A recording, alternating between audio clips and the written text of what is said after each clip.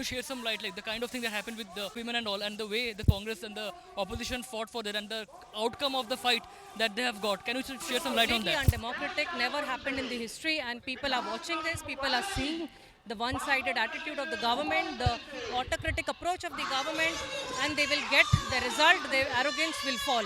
Where they have turned a blind eye and deaf ear to the atrocities faced and the crimes committed against women.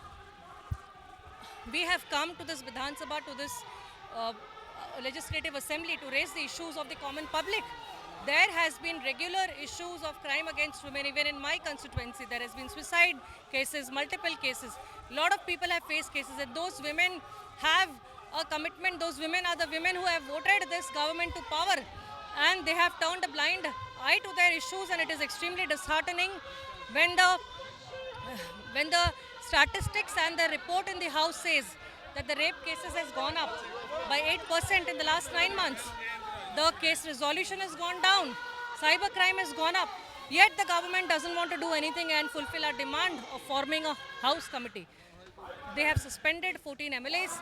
They thought they can silence the voice by suspending the MLAs, but they cannot silence the voice of thousands and thousands of people who have come from different districts and different blocks of Odisha to participate in this protest and to give a big message to the government that they cannot sustain if they do not respect women.